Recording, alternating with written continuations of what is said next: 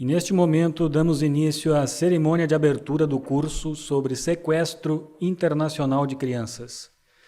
Este evento é uma realização da Escola da Magistratura do Tribunal Regional Federal da 4ª Região, com o apoio da Seção Judiciária de Santa Catarina, sob a coordenação científica do desembargador federal Thompson Flores.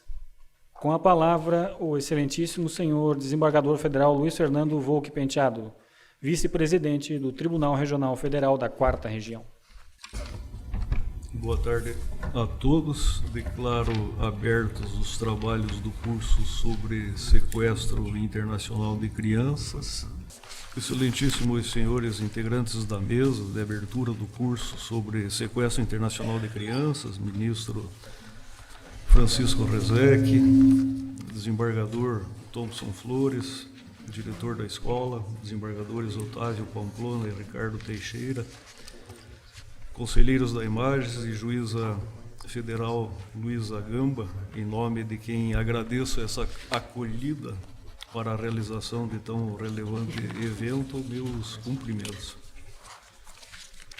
O tema desse curso, Sequestro Internacional de Crianças, trata de uma das mais graves violações dos direitos humanos na atualidade e vem ocorrendo em todas as partes do mundo. Apesar disso, somente na última década, essa execrável prática e suas consequências ganharam notoriedade internacional devido à intensificação das investigações e das ações públicas. A cada ano, centenas de milhares de crianças são contrabandeadas através das fronteiras e vendidas como objetos. Sem direito à educação, à saúde, a crescer dentro de uma família ou da proteção contra abuso, essas crianças são exploradas por adultos, enquanto seu desenvolvimento físico e emocional e a capacidade de sobreviver ficam ameaçados. Nesse exato momento, infelizmente, em várias partes do mundo, muitas crianças estão sendo compradas, vendidas e transportadas para longe de suas casas, para esse negócio multimilionário que continua a crescer apesar das tentativas de detê-los. O Brasil é um dos 92 países signatários da Convenção de Haia, que estabelece regras internacionais sobre o assunto, sendo norteada pelo princípio do melhor interesse da criança, que determina a imediata restituição do menor para onde ele tinha residência habitual, onde estava definitiva e judicialmente a guarda. Nesse curso, cujo tema tem mobilizado a diplomacia brasileira e o Poder Judiciário, teremos a oportunidade de participar como operadores do direito, como pais e mães preocupados com a segurança de suas crianças, nossas crianças. Teremos a oportunidade de conhecer melhor os normativos e as práticas utilizadas na proteção dos menores. Contaremos com a presença de renomados conferencistas nesta oportunidade.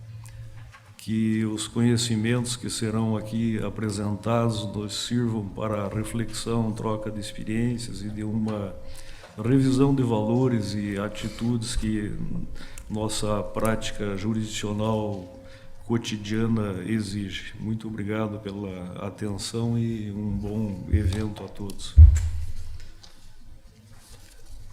Transfiro a palavra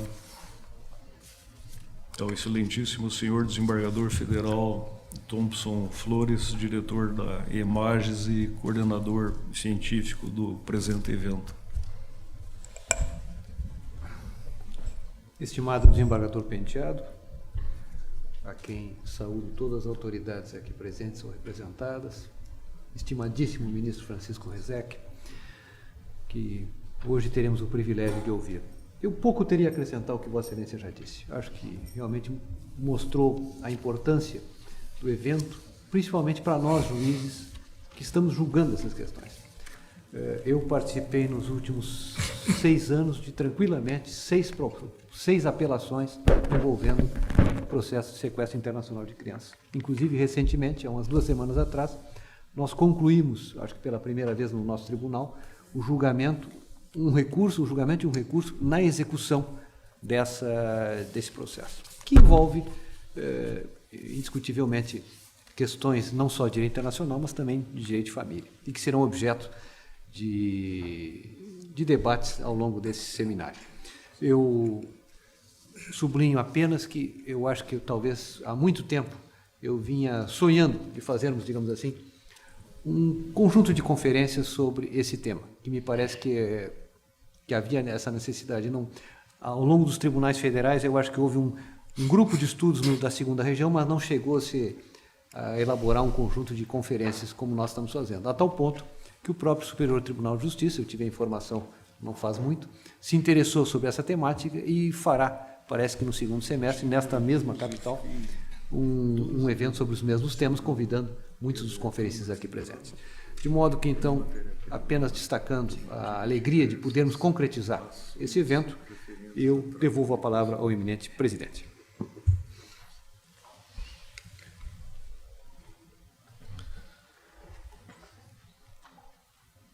Passo a palavra à excelentíssima senhora juíza federal Luísa Riquel Gamba, diretora do Foro da Seção Judiciária de Santa Catarina. Excelentíssimo senhor desembargador federal Luiz Fernando Wolk Penteado, vice-presidente do Tribunal Regional Federal da 4ª Região, em nome do qual saúdo todas as autoridades que compõem a mesa e também todos os presentes.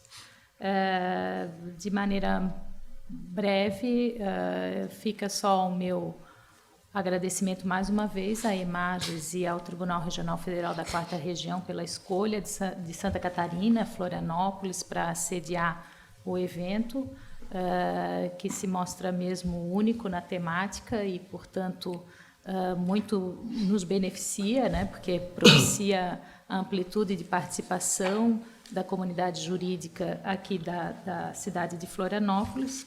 E também, em nome da Seção Judiciária de Santa Catarina, então, dar as minhas boas-vindas ao conferencista, ministro Francisco Rezec, e também a todos os participantes do evento, e colocar a direção do foro à disposição para qualquer necessidade durante todo o curso do evento. Obrigada. Teremos, então, agora a conferência inaugural, intitulada A Internacionalização do Direito, uma realidade centenária e suas perspectivas, a ser proferida pelo excelentíssimo senhor doutor ministro José Francisco Rezec, e solicito ao excelentíssimo desembargador Thompson Flores que proceda à leitura sintética do currículo do nosso eminente conferencista. Senhor presidente, faço com o maior prazer e destaco ao auditório que estamos hoje com o privilégio de ouvir não só um dos maiores oradores, mas um dos homens públicos com uma das carreiras mais completas. Poucos juristas chegaram ao Supremo Tribunal Federal com a qualificação do ministro Francisco Rezec. Sua Excelência foi ministro do Supremo Tribunal Federal extremamente moço, nomeado com 39 anos em 1983. Lá ficou até 1990. Convocado pelo então presidente da República, vai ocupar a pasta do Ministério das Relações Exteriores, onde permanece de 1992 a 1989 e 1992, prestando relevantíssimos serviços ao serviço diplomático brasileiro. Retorna à Suprema Corte, caso único na nossa história, e devido ao alto merecimento de Sua Excelência, onde Vossa Excelência se igualou ao juiz Charles Evan Hughes, dos Estados Unidos, que também fez esse caminho. Foi juiz da Corte Suprema, depois se afasta da Corte para concorrer à presidência da República e anos depois retorna novamente à Corte Suprema. O ministro Rezec, na segunda vez que retorna ao Supremo, fica lá 5 anos e de lá é eleito pelo plenário da Organização das Nações Unidas, juiz da Corte Internacional de Justiça, onde ficou 9 anos. No Supremo Tribunal Federal, foi vice-presidente e presidente do Tribunal Superior Eleitoral. É professor titular da cadeira de Internacional Público, lecionou na escola do Instituto Rio Branco, titular diploma em Law da Universidade de Oxford, estudou na Universidade de Paris, nos dourados anos de 1968, foi procurador e subprocurador-geral da República nos anos de 1972 e 1983, e nesse período foi o procurador da República mais brilhante de sua geração. Esse depoimento eu tenho de meu saudoso avô, que o conheceu muito. Enfim, autor de vários artigos nas principais revistas nacionais e estrangeiras, possui artigos na Riquet de Cour, que é a revista da Corte Internacional de Justiça, e a mais prestigiada revista de Direito Internacional Público, e autor de inúmeras publicações. Hoje é advogado em Brasília. De modo que com esse sucinto resumo, essa sucinta exposição, para nós termos a ideia de quem vamos ouvir. É, sem dúvida nenhuma, a maior autoridade brasileira em Direito Internacional Público. Senhor presidente, devolvo a palavra para a excelência. Passo a palavra ao excelentíssimo senhor ministro Francisco Rezec. Muito obrigado. Senhor presidente, meu caro amigo desembargador Thomson Flores, eminentes magistrados que compõem a mesa e que se encontram na sala, meus caros amigos. Durante o dia de hoje e o de amanhã também, ouvirão sobre o tema sequestro internacional de crianças especialistas consagrados, embora muito jovens, alguns especialistas consagrados nesse domínio, que é de extrema atualidade e de vital interesse para o exercício da judicatura no Brasil contemporâneo, como em toda parte lá fora.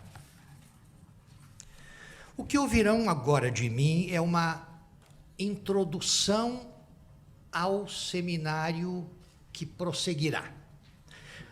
E essa introdução visa unicamente a situar o tema do colóquio no conjunto do direito internacional público, no conjunto temático do direito de produção internacional do nosso tempo. Entendamos isso. Até o romper do século XX, até 100 anos atrás, o direito internacional existente era tão só um direito internacional rigorosamente necessário para reger a convivência entre soberanias em tempo de paz e em tempo de guerra. Numa sociedade internacional descentralizada, como era a da época e continua a ser a de hoje, e será ainda por muito tempo adiante da nossa época. Numa sociedade internacional onde 192 ou 3 soberanias coexistem em situação de rigorosa igualdade jurídica, sem embargo de inúmeras desigualdades de fato, e em que não há autoridade central.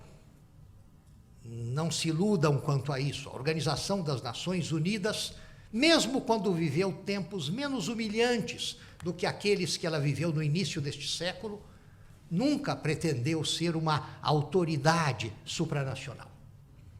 Numa sociedade internacional descentralizada, portanto, o direito regente das relações entre soberanias, em tempo de paz e em tempo de guerra, era rigorosamente necessário para esse fim. Em que consistia, então, o direito? Até então composto, no que tinha de geral, majoritariamente por regras costumeiras e grandes princípios, minoritariamente por convenções, por textos escritos multilaterais, o primeiro dos quais foi o Reglement de Viena, de 1815, que versava o tema das relações diplomáticas e consulares entre os países da época. Esse direito era isso: relações diplomáticas e consulares, direito dos tratados, ou seja, qual é a metodologia para que os países, ainda que estejam a dois apenas, regulando uma relação comercial que fosse a dois, até aquilo que pretendia ser normativo e ter um alcance maior. Quais eram as regras que presidiam o direito dos tratados? Como os Estados se aproximavam, combinavam, negociavam, assinavam, ratificavam, aderiam, como denunciavam, como caíam fora de um compromisso, se quisessem fazê-lo. Tudo isso era regido por normas costumeiras de um direito internacional necessário, como necessário era também o direito regente dos espaços comuns, o alto mar, o continente antártico, o espaço aéreo, até então não muito explorado, já que não havia navegação aérea, e, finalmente, o direito regente das relações em tempo de guerra, o direito internacional costumeiro até o final do século XIX e, a partir daí, escrito nas primeiras convenções de Genebra sobre o que se chamou, então, o direito internacional humanitário aplicável aos conflitos armados, um ancestral dos direitos humanos como são versados hoje. Além disso, não havia nada. Somente na mesa de Versalhes, ao final da Primeira Grande Guerra, aconteceu algo extraordinário para a época. Criou-se, ao lado da Liga das Nações, a Organização Internacional do Trabalho, cuja Constituição já dizia a que viera aquela organização. Hoje a mais antiga e, sem nenhuma dúvida, a melhor sucedida de todas as organizações internacionais. Aquela organização era criada para reger as relações de trabalho, as relações entre o capital e o trabalho, a questão do trabalho humano, a difícil coexistência cooperativa entre empregados e empregadores. Para que isso? Para que se desse, primeiro, uniformidade ao tratamento da relação entre o capital e o trabalho, já que a desuniformidade era a regra, não se sabia em cada país como isso se passava no outro, e para que se melhorasse de modo generalizado a qualidade das normas regentes do trabalho humano. Em alguns países, dentre os próprios fundadores da OIT em 1919 e 1920, sequer havia uma legislação do trabalho. O fenômeno, do ponto de vista da análise jurídica, que se observava na época com absoluto ineditismo, era a transferência para o plano internacional da elaboração legislativa até então confiada a cada Estado soberano, conforme lhe desse na cabeça, conforme a sua própria história, a sua própria legislatura entendessem de tratar esse tema. Com a criação da OIT, passava-se a ter, em Genebra, um celeiro de formação, com a colaboração de todos os Estados, e também aí em primeira mão, com uma colaboração tripartite, não apenas da chapa branca, não apenas dos agentes de Estado, como era comum, como continua a ser a grande regra até hoje, mas também com representantes classistas, de empregadores e de trabalhadores. Neste cenário legislativo, integrado por representantes governamentais e classistas, celebravam-se, redigiam-se as convenções internacionais do trabalho sobre todos os temas até hoje versados lá. O trabalho do menor, o trabalho da mulher grávida, o trabalho do idoso, o salário mínimo, a isonomia, o trabalho insalubre, todos os temas que até então eram versados ou não versados por direitos nacionais, por direitos domésticos, e que a partir daí passava-se a tratar mediante a elaboração a múltiplas mãos de regras cada vez mais completas e cada vez melhores, que cada Estado membro da OIT incorporaria em seguida ao seu próprio direito nacional. Esse foi o primeiro grande passo no sentido daquilo que hoje se chama, naquilo que hoje a professora Mireille Delmas-Marty, a maior especialista nesse domínio, chama a internacionalização do direito. O momento em que não se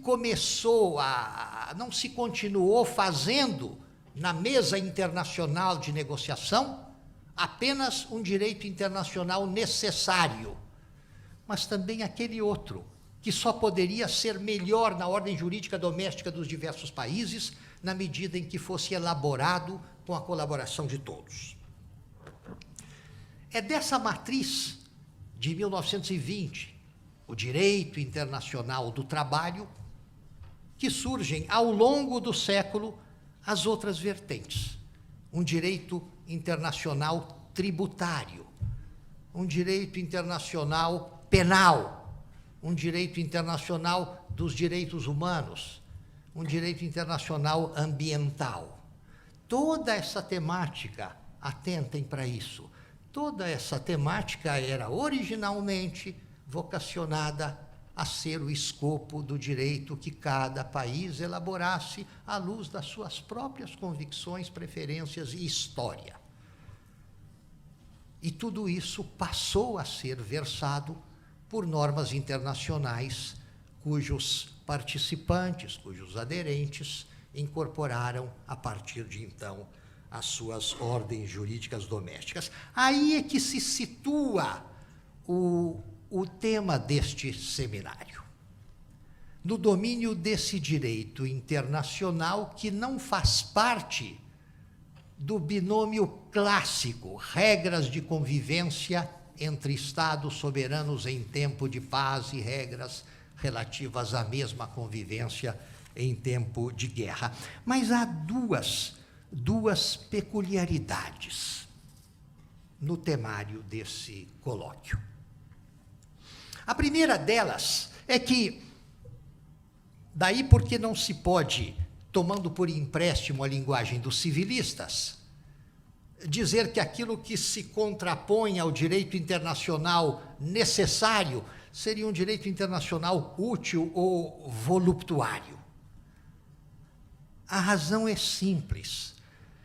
Embora isso não seja necessário, porque não imperativo para a estrita regência das relações entre soberanias em tempo de guerra e em tempo de paz, isto, se não for feito, se não for trabalhado internacionalmente, se não for o objeto do trabalho de uma legislatura coletiva no plano internacional, conduzirá em vários setores da vida humana, da vida das sociedades humanas, ao caos. Assim é até em domínios prosaicos como o direito tributário. Se não se elabora um direito internacional tributário, e se a voracidade de todos os fiscos, alguns acreditam que apenas o fisco brasileiro é voraz, não viram o que se passa lá fora, não viram o que se passa lá fora. Se a voracidade de todo o fisco nacional devesse coexistir sem um regramento uniforme, com as múltiplas voracidades exteriores, teríamos o caos nesse domínio e o sufocamento completo da atividade econômica no setor privado e noutros mais. Aqui também é difícil dizer que esse tema, sobretudo no que ele não se volta para o aspecto criminal, e sim para o aspecto social estranho ao domínio do direito penal e do crime, da criminalidade internacional. Sobretudo no que o tema tem a ver como a própria nomenclatura do colóquio faz ver, com as situações familiares de algum modo controvertidas, tensas ou dramáticas que levam ao deslocamento de crianças à conta de dramas familiares, à conta de desentendimentos familiares. Se nesse domínio permite-se que cada Estado soberanamente estabeleça suas próprias regras, dite os seus próprios princípios e determine a própria justiça que proceda de acordo com esse direito de produção doméstica, o resultado é, obviamente, o caos no plano das relações transnacionais. Não se chega a nada, a não ser a afirmações patrióticas de soberania, de prevalência da autoridade local, de prevalência do direito local, e cada um dos 192 integrantes da comunidade internacional contemporânea tomando este caminho, podem ver com muita clareza o desastre que seria o resultado. Além dessa peculiaridade, além de o direito que domina o temário desse colóquio ser algo que, se não imperativo, quanto à ótica das próprias soberanias, é, de qualquer maneira, de extrema necessidade se consideramos os interesses das sociedades humanas que se agasalham sobre cada soberania, sob cada soberania. Há uma outra peculiaridade. Este é um dos temas relacionados com aquilo que se convencionou chamar genericamente de direitos humanos. Esse é um dos temas que mais aberta e gloriosamente desmistificam a visão maniqueísta dos direitos humanos.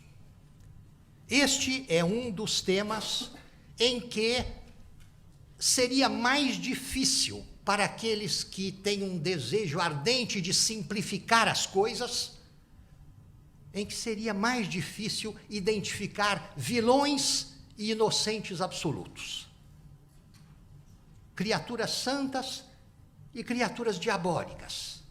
Aqui, como em poucos outros temas, defrontamo-nos inúmeras vezes com aquelas situações humanas em que todos têm razão ou ninguém a tem, em que é preciso que o jurista, distinguindo-se nisso dos ativistas febris de determinadas causas, que o jurista dê rigor científico às suas análises e proceda à luz da ideia de que, fora do compromisso com o rigor científico e a busca da verdade, não há salvação.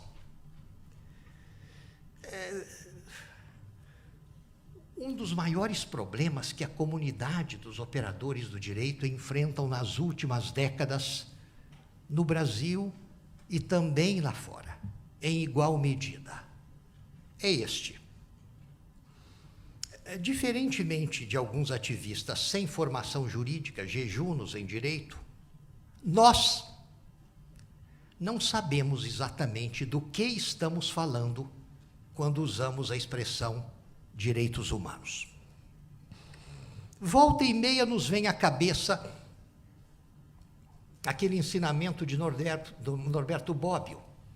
A expressão mesma, direitos humanos, é uma tautologia, é um pleonasmo, no sentido de que não há direitos desumanos, não há direitos extra-humanos, não há direitos sub-humanos. Toda a ciência do direito é o produto de consciências humanas. E o objetivo único do direito é realizar a felicidade geral de seres humanos, individualmente ou em sociedade. Isso é óbvio ululante, não foi preciso que ninguém nos ensinasse isso nos últimos anos. Agora, a partir daí, o que é que terá sido classificado por uma boa parcela dos operadores do direito como sendo o objeto, o escopo do estudo contemporâneo dos direitos humanos? De que exatamente falam? Vejam, exemplificando isso. Quando foi promulgada a Constituição do Brasil, de 1988, lançou-se no parágrafo 5º, no artigo 5º, que é o vasto rol de direitos, chamados ali de direitos e garantias fundamentais,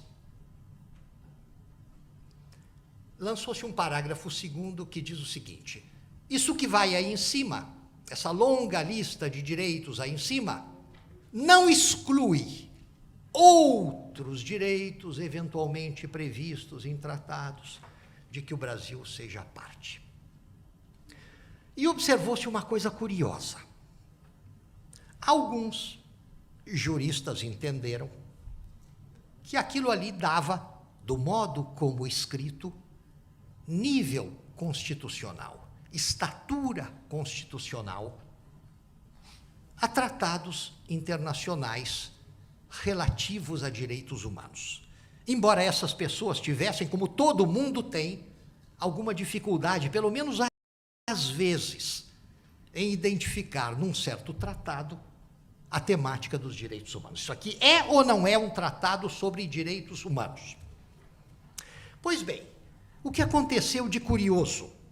Entre os defensores da ideia de que o parágrafo 2º, tal como redigido em 88, já dava nível constitucional a tratados que o Brasil houvesse celebrado sobre essa matéria, havia duas vertentes. Uma delas mais preocupada com os direitos humanos no que eles têm de mais básico, de mais dramático, de mais elementar. Outra, evocando a circunstância de que são também direitos humanos aqueles que têm, por exemplo, o contribuinte de não ser vitimado pela dupla incidência da voracidade fiscal. São também de direitos humanos, à luz dessa vertente, os tratados preventivos da bitributação. Alguém ironicamente dizia, são as vertentes do Carandiru e da Avenida Paulista, são os direitos humanos do Carandiru e os direitos humanos da Avenida Paulista. O Carandiru todos recordam, aquele triste episódio em que, a pretexto de debelar um motim penitenciário, a Polícia Militar de São Paulo liquidou 111 pessoas, desarmadas pelo menos de arma de fogo. Sim, essa é a vertente mais angustiante dos direitos humanos e, infelizmente, não virou arqueologia jurídica. Em menores proporções, volta e meia, lá no Pará, ou em Minas Gerais, ou no Rio de Janeiro, ou aqui no Sul, em qualquer lugar, um episódio penitenciário, um episódio policial, nos traz à mente esse que é um dos aspectos mais pungentes da temática dos direitos humanos, ou seja, aqueles em que o vilão é o Estado, representado por agentes seu, de preferência fardados, e a vítima é um ser humano, um conjunto de seres humanos em situação de desgraça, o réu no processo penal, o preso, o fugitivo, o asilado, etc.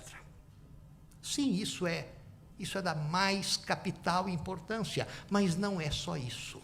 O horizonte dos direitos humanos, se queremos entendê-los com honestidade, é muito mais amplo e inclui, entre outros direitos, já alguns aí inteiramente dissociados do processo penal, que é o domínio disciplinar, onde a incidência é maior. E tem sim a ver com o direito que o ser humano, enquanto contribuinte, todo ser humano em princípio o é, de não ser vitimado pela dupla incidência de tributos em nome de um mesmo fato gerador, de uma mesma circunstância de fato, por conta da dupla investida contra esse ser humano de dois ou mais fiscos nacionais. Essa discussão cessou em 2004, quando, na chamada reforma do Judiciário, que modificou várias coisas na Carta de 88, que acrescentou várias coisas também, quando, na reforma de dezembro de 2004, acrescentou-se um parágrafo 3º ao artigo 5º, dizendo quais são as circunstâncias rituais, as circunstâncias litúrgicas, em que um tratado sobre direitos humanos pode ter estatura constitucional. Criou-se ali uma norma curiosíssima, por sinal. Tratados que versem sobre direitos humanos se forem aprovados pela liturgia das emendas à Constituição, ou seja, 2 turnos de votação, maioria qualificadíssima, numa e noutra das 2 casas do Congresso e coisa e tal, aí sim valerão como emendas à Constituição. Isso permite, teoricamente, coisas inacreditáveis. Por exemplo, aprova-se no Congresso brasileiro, pelo ritual do parágrafo 3º do artigo 5º, um tratado sobre direitos humanos. Ele se incorpora à Constituição, como se emenda fosse. No plano internacional, entretanto, ele não vem a entrar em vigor. Por falta de quórum, por exemplo. Esse tratado não chega a entrar em vigor. Nós teremos incorporado à nossa Constituição um tratado que não chegou a existir como tratado no plano internacional. É surreal, parece brincadeira, mas é possível. Isso não é hostil à dinâmica mesma do direito. Nós adotamos, então, como parte da nossa Constituição, um texto que não foi elaborado em Brasília, mas sim em Genebra, em Viena, em São Francisco da Califórnia, e que, por azar, pelo capricho das circunstâncias, acabou não se convertendo em tratado, acabou não se convertendo em compromisso entre múltiplas soberanias. Nós, brasileiros, nos comprometemos conosco próprios. No momento em que, aprovado aquele tratado pelo Congresso Nacional, ele se incorporou à Constituição. Bom, de qualquer maneira, o efeito primordial do parágrafo 3º foi desautorizar, sem dúvida alguma ele o fez, toda a discussão relacionada com a questão de saber se o parágrafo 2º já dera, em 1988, nível constitucional a tratado sobre direitos humanos.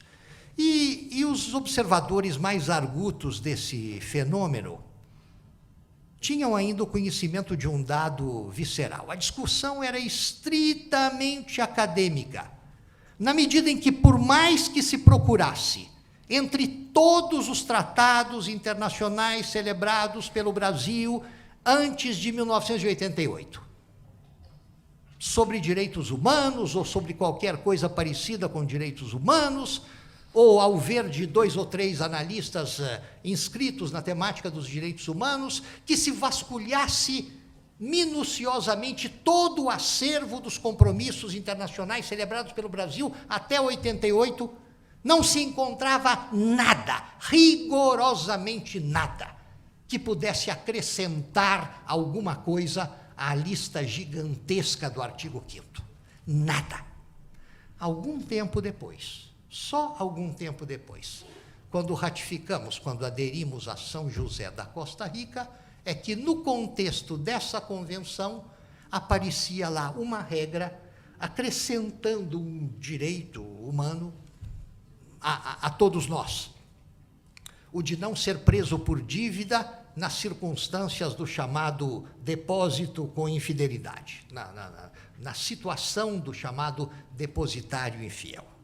Não só porque, vejam bem, eu acredito que os autores do texto de São José da Costa Rica, quando restringindo, cortando pela metade a possibilidade teórica da prisão por dívida, dizendo que só no caso do alimentante omisso, só no caso daquele que deve uma prestação alimentar, em geral a crianças, e que pode pagá-la e não paga por obstinação, só neste caso permite, neste caso fronteiriço do crime, vejam bem, é que se permite a prisão por dívida. Não se permite, portanto, no caso do chamado depositário infiel. Eu acho que os redatores de São José da Costa Rica estavam conscientes de que em vários países, não apenas no Brasil, o legislador ordinário, numa das mais insolentes afrontas à Constituição, resolveu inventar situações falsas de depósito e transformar em depositário infiel aquele que não o é. Depositário infiel é aquele a quem o juiz confia os bens da viúva, dos órfãos, enquanto ele não decide para quem isso deve ir. Então, ponha-se isso aí para não se perder, ponha-se isso nas mãos de uma pessoa, em geral eirada, e que essa pessoa guarde, e na hora em que o juiz decidir para quem isso deve ir, devolva-se. E se a pessoa solapou aquele patrimônio em vez de guardá-lo, aí sim. Isso também é uma situação fronteiriça do crime, santo Deus, e justifica a prisão. Mas eu acho que os redatores de São José da Costa Rica sabiam que essas situações estavam se tornando quase inexistentes na realidade, e que o chamado depositário infiel, em diversos países, destacadamente no Brasil, era apenas um devedor de dinheiro. Um devedor, numa dessas situações históricas de dívida de dinheiro, numa dessas situações bíblicas de dívida de dinheiro. Alguém que comprou lá nas Casas Bahia e, ao final, não conseguiu pagar as últimas prestações. Por outro lado, não tinha mais o fogão, a geladeira, teve que cedê-lo a um parente numa situação de desgraça maior. Prenda-se.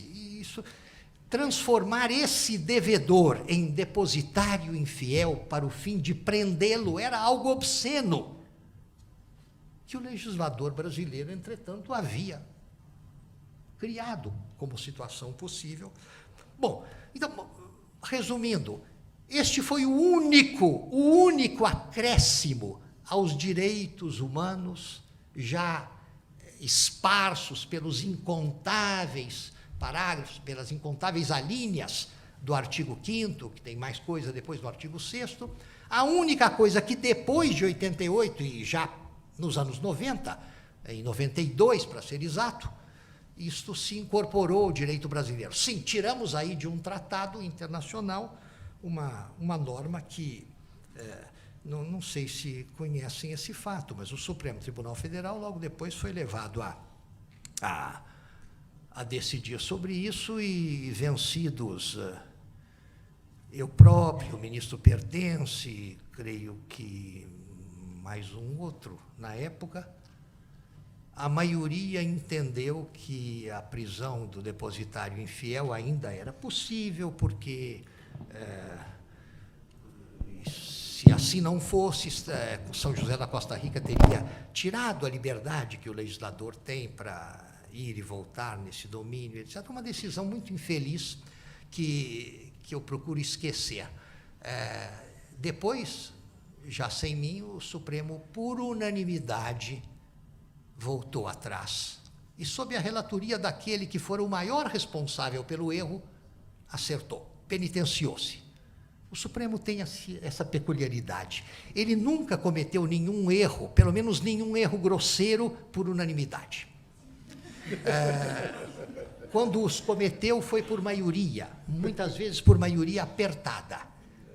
E nas diversas ocasiões em que ele corrigiu o seu próprio erro, ele o fez por unanimidade. É um galardão na história do tribunal. Eu espero que um dia, para apagar a memória do caso Batiste, que foi o maior vexame da história do tribunal, alguma decisão se tome por unanimidade, restaurando a verdade imposta pela lei brasileira e pela lei internacional. Bom, o que preocupa, vejam bem, o que preocupa particularmente nesse domínio é o fato de que, diante das ambiguidades que circundam a temática dos direitos humanos, um bom número de ativistas, cuja boa vontade não se nega, cujas razões pessoais, grupais, tribais, não devem ser negadas. Um bom número de ativistas partiram, no Brasil e em outros lugares também, para uma prática dificilmente conciliável com o rigor científico que deve presidir toda análise, todo raciocínio jurídico.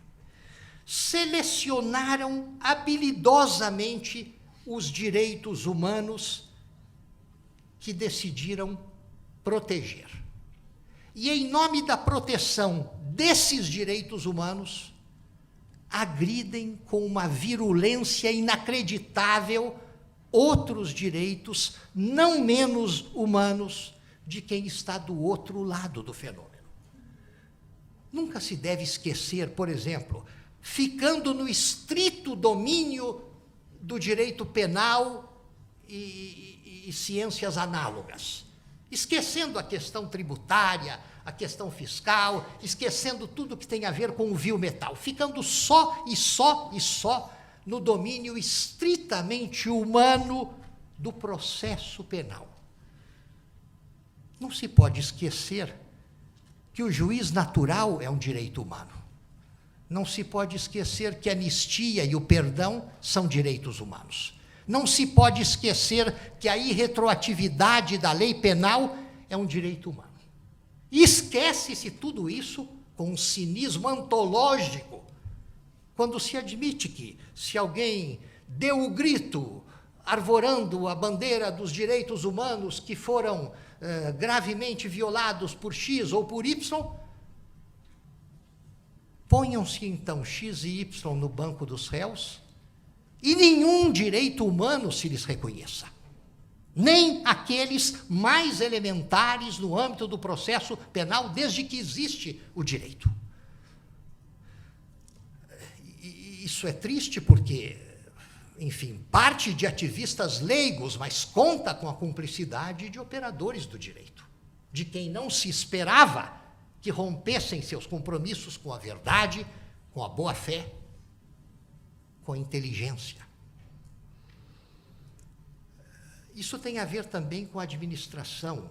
Vejam, no plano internacional, quando se vê que não é só uma questão espacial, mas também uma questão temporal. Quando se vê que a defesa enfática, a defesa sonora, gritante, a defesa às vezes histérica de determinados direitos humanos solapa, sufoca, agride, vilipendia outros direitos contemporâneos daqueles e também humanos. Mas eu queria lembrá-los de que há um outro problema, tão grave quanto. É a defesa tardia de direitos humanos violados no passado, com a qual se pretende estender uma cortina de fumaça sobre direitos tão ou mais humanos que na hora presente. No plano internacional, a coisa mais comum que há décadas temos presenciado no Ocidente é evocarem-se as graves violações de direitos humanos acontecidos na Europa nos anos 30 e 40, para com isso se tirar do campo de visão do observador violações tão graves de direitos humanos que acontecem hoje na Palestina, por exemplo. Transportemos isso ao plano nacional. É extremamente aborrecido para tantos de nós ver que certos esquemas de proteção dos direitos humanos pretendem concentrar todas as suas energias na denúncia e repressão de violações graves, sem dúvida, dos direitos humanos, acontecidas nos anos 70, e com isso, de algum modo, negligenciar, apequenar, banalizar violações de direitos humanos que acontecem no mesmíssimo país, na hora atual. Não é raro ouvir-se alguém dizer que, se o governo do Brasil tem uma secretaria especial com o nível de ministério para os direitos humanos do passado, talvez devesse instalar um órgão semelhante para os direitos humanos do presente.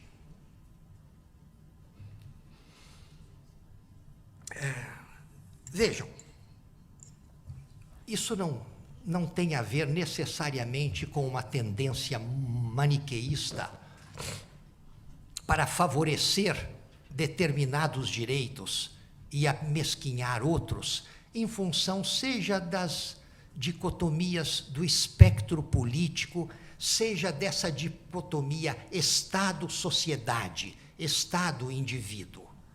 Seria difícil dizer que a visão maniqueísta do tema dos direitos humanos é necessariamente contaminada por essa vocação para fustigar o Estado pelos direitos humanos que ele, Estado, viola e contemporizar com violações não menos graves de direitos humanos, acontecidas às vezes sob a responsabilidade de adversários do Estado ou do setor privado, no que ele tem de marcado pela busca do lucro ou do sucesso.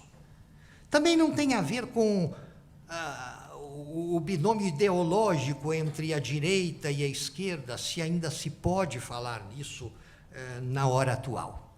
A maior prova, talvez, de que não há um modo de estigmatizar esse maniqueísmo como se ele fosse necessariamente favorável a tal ou qual flanco do espectro ideológico ou do espectro do binômio Estado-indivíduo, Estado-sociedade, seja o que aconteceu no romper da década quando da campanha do Iraque. Lembram-se muito bem de que, a pretexto dos atentados de 11 de setembro, a administração Bush, a maior calamidade que se abateu até hoje sobre um governo do Ocidente, entendeu que deveria fazer uma guerra para vingar o 11 de setembro, embora soubesse, como qualquer criança sabia, no interior do Texas, que o Iraque, uma pequena ditadura periférica, até então patrocinada pelo Departamento de Estado norte-americano, diga-se de passagem, o Iraque não tinha nada a ver com os atentados de 11 de setembro. Mas resolveu-se que a guerra seria feita, havia interesses econômicos, interesses petroleiros, envolvendo a própria pessoa do vice-presidente americano da época. Vamos fazer a guerra. Por quê?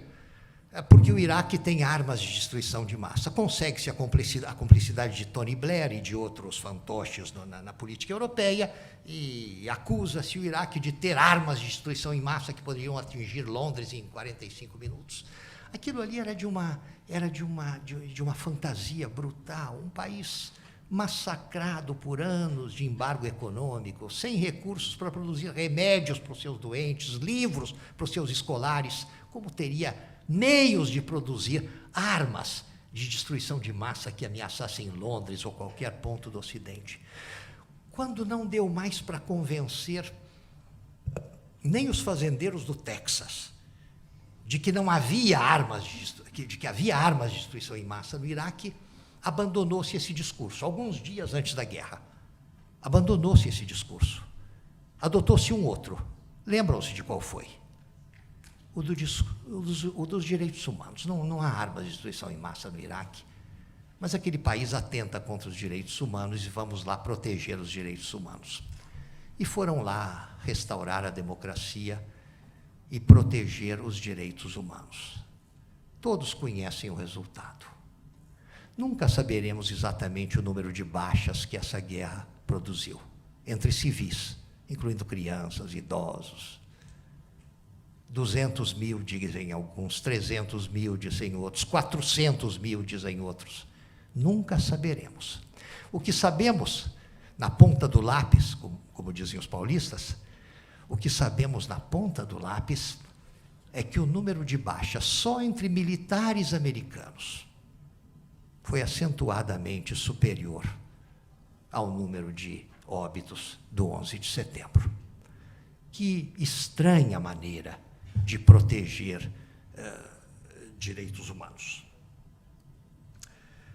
Muito bem, enfim, o nosso tema oferece esse privilégio.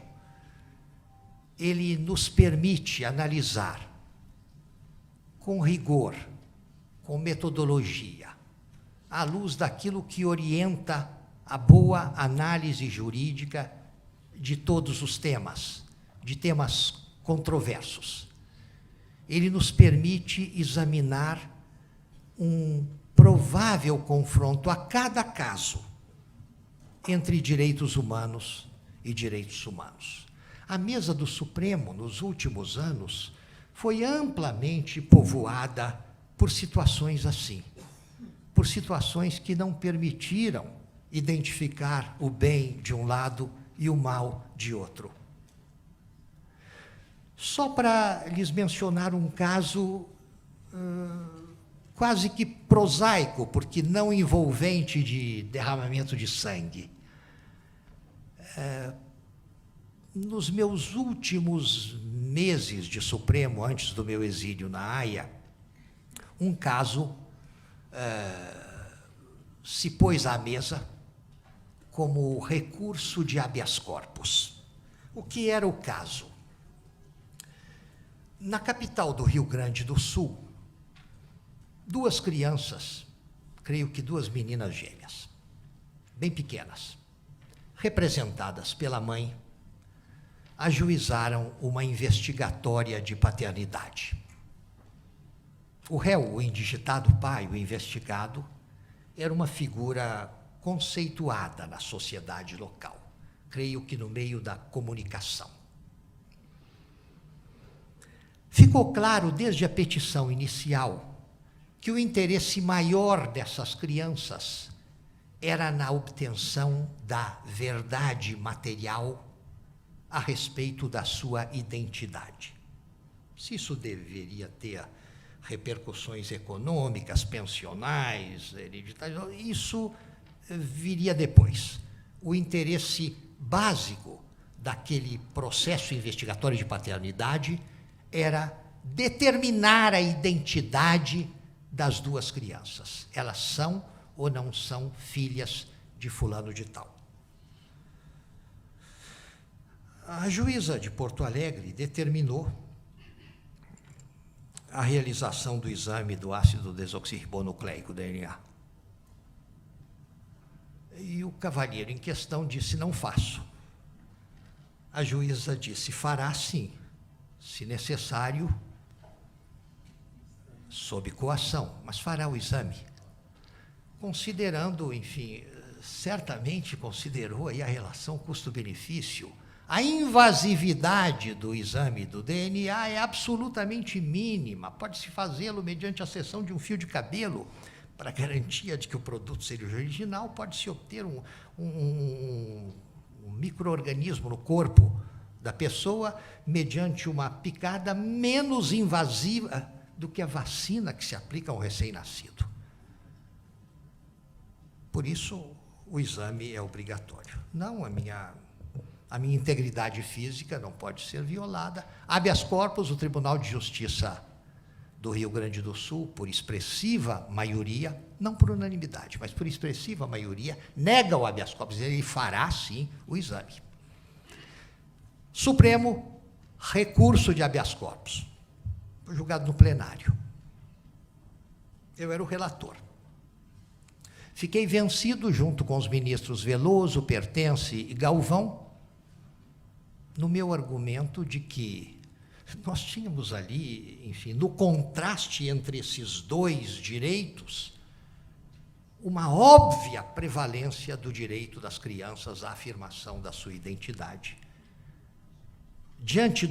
direito diante do qual a invasividade do DNA era absolutamente risível.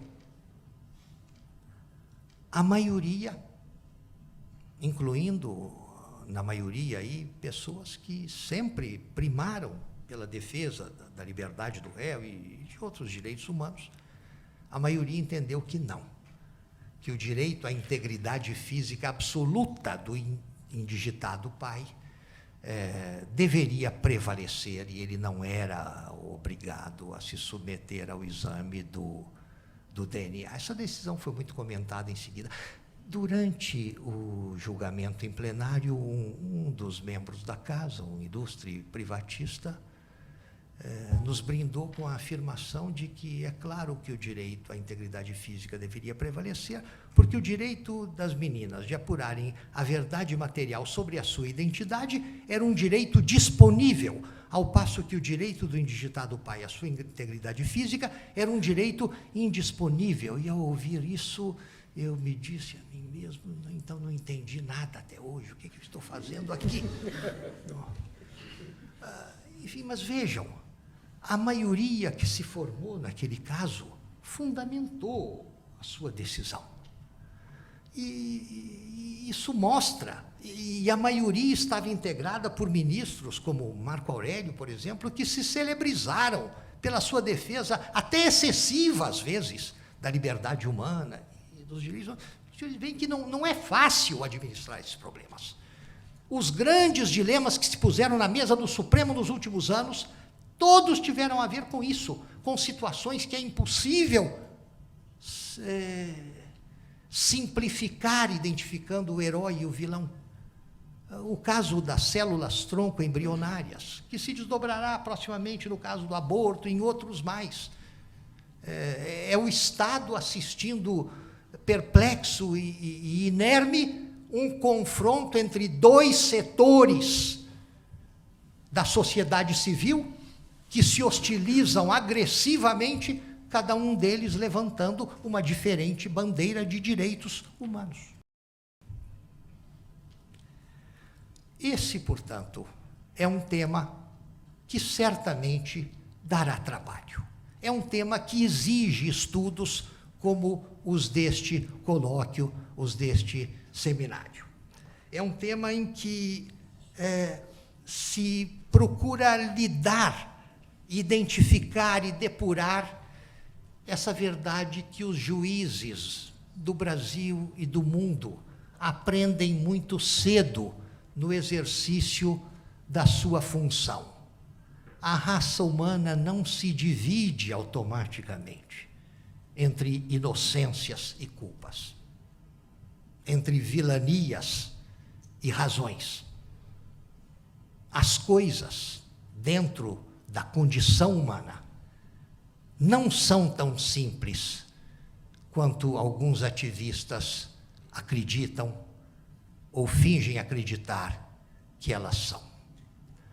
Os compromissos básicos do operador do direito são aqueles que, ao longo deste seminário, serão certamente lembrados. O compromisso com a verdade, o compromisso com a boa-fé, sem a qual todo raciocínio jurídico está condenado ao fracasso. O compromisso, por último, com a inteligência. Ainda que, por qualquer razão, alguém entenda que o culto da verdade ou da boa-fé não vai satisfazer os seus interesses imediatos, o funcionamento puro e simples da inteligência convenceria tal pessoa de que não levará a bom termo esse abandono. Se se quebram simultaneamente 3 compromissos, com a verdade, com a boa-fé, com a inteligência, então o desastre é certo, o desastre é seguro. Evitar essa calamidade é o objetivo dos operadores do direito, é a razão última de toda a confraria profissional a que pertencemos. Muito obrigado.